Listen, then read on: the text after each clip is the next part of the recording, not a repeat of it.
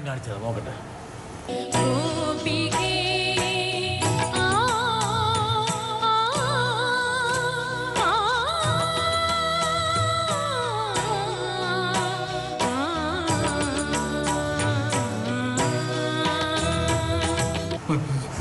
എന്താണ് ഇതിനകത്ത് പ്രസക്തി എനിക്ക് മനസ്സിലായിട്ടില്ല.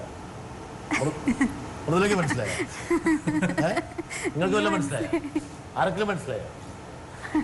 മനസ്സിലായ ഒരു വിദ്വാനോട് ഇരിപ്പുണ്ട്. അല്ല, ഞാൻ വിചാരിച്ചു മൃദുലയുടെ ഏതൊരു വീഡിയോ ആയിരിക്കും പ്ലേ ചെയ്യാൻ നോക്കിയപ്പോ എങ്കയോ പാത്ത മാതിരി പെട്ടെന്ന്. അയ്യോ, very nice to see her. ആരോടത്? എന്റെ വൈഫാണ്. ഞാൻ ഈ വീഡിയോ കണ്ടിട്ടില്ല.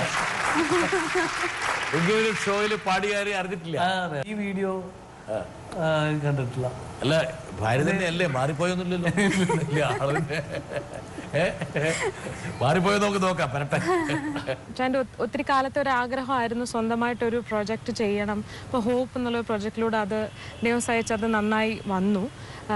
ഇനി ഒരു എന്താണ് ഫ്യൂച്ചറിലുള്ള ഏറ്റവും വലിയൊരു ഡ്രീം എന്ന് പറയുന്നത് ഇനിയും എന്താണ്? കാരണം ഇപ്പം ഓൾറെഡി എൻ്റെ അടുത്ത് ഒത്തിരി കാലമായിട്ട് പറഞ്ഞുകൊണ്ടിരുന്ന ഒരു കാര്യം ഓൾറെഡി നടന്നു കഴിഞ്ഞു.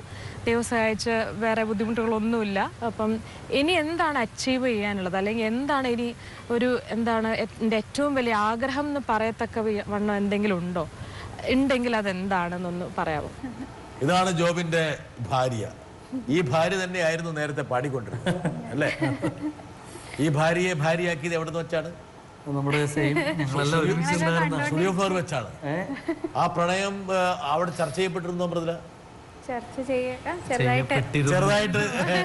ചെറുതായിട്ട് ചോർന്ന് കിട്ടിയിരുന്നോ? മറ്റേ ആതിര പാടുമ്പോൾ ജോബ് വല്ലാതെ കൈയടിച്ചിരുന്നുള്ള കാര്യം മൃദുല ശ്രദ്ധിച്ചെന്ന്.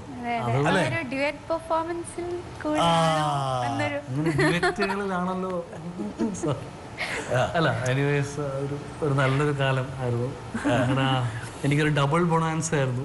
സൂപ്പർ സ്റ്റാർ എന്റെ പത്നി, പിന്നെ യഥാർത്ഥ പ്രൈസ് ആതിരയായിരുന്നു അല്ലേ? അതെ അതെ അതെ. ആ റിയാലിറ്റി ഷോയിൽ പങ്കെടുത്തിട്ട് മൂപ്പർ കെട്ടിയ ട്രോഫിയുടെ പേരാണ് ആതിര.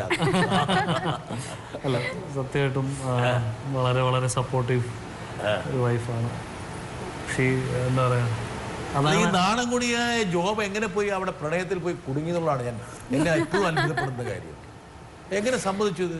ആരാണ്? ആതിരയാണോ എന്നെ വൺ സ്റ്റെപ്പ് ഫോർവേഡ് വന്ന് ജോബാണ്? ആരായിരുന്നു? ഞാനാണ് ആ കള്ളൻ. ഞാൻ പുള്ളിക്കാരിയുടെ ഒരു വൈബ് വളരെ ഇഷ്ടപ്പെട്ടിരുന്നു. വൈബ് ഇഷ്ടപ്പെട്ടപ്പോ വൈഫാക്കാൻ തീരുമാനിച്ചു.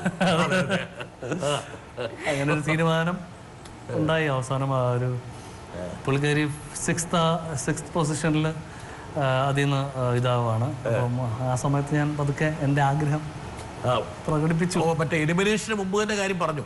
എലിമിനേഷന്റെ കൂടെ പറഞ്ഞു. അപ്പോഴാണ് അല്ല, ലിറ്ററലി അങ്ങനെയായിരുന്നു. അല്ല ജോബേ, നീ ഒരു ഒരു കൺവെൻഷണൽ ഫാമിലിയിലൊക്കെ ജനിച്ച് എന്താ പറയാ, ആ കുടുംബ പശ്ചാത്തലം ഇതെന്ന് പറഞ്ഞാൽ രണ്ട് വ്യത്യസ്ത മതസ്ഥരും കൂടിയാണ്. അങ്ങനെ ഒരു സാഹസികമായ സ്റ്റെപ്പ് എടുക്കുമ്പോൾ എന്തായിരിക്കും അതിൻ്റെ ഒരു അനന്തര ഫലം എന്നൊക്കെ ഉള്ളത് ജോബ് ശ്രദ്ധിച്ചിരുന്നോ?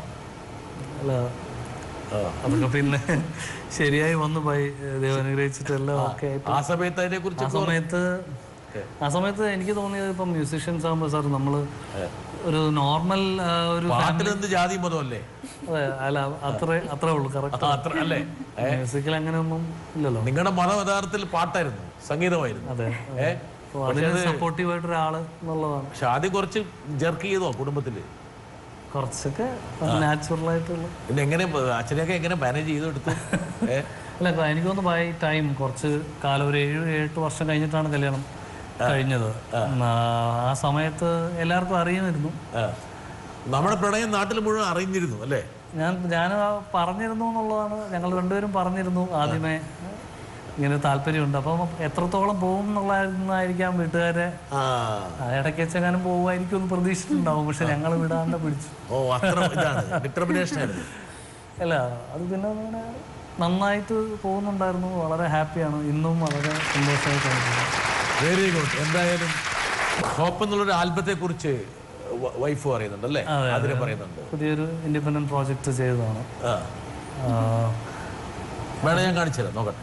ഇതാണ് ആൽബത്തിലെ ഒരു പാട്ട് അല്ലേ? മൈക്കെടുക്ക് നോക്കട്ടെ, എല്ലാരും ഒന്ന് കാണട്ടെ. നന്നായിട്ട് നിറഞ്ഞെന്ന് പാടിക്കും. എന്നാലും നീ മറഞ്ഞല്ലോ എൻ കണ്ണീരിൽ പിറന്നല്ലോ, എങ്ങെല്ലാമേൻ തിരഞ്ഞല്ലോ, നീ എങ്ങോ പോയി എന്താവോരോരോ വെണ്ണിലാവത്ത് ഏതേതോ പൊൻകിനാവത്ത് എന്നെഞ്ച തൊന്നണഞ്ഞാൽ മൺചിരാ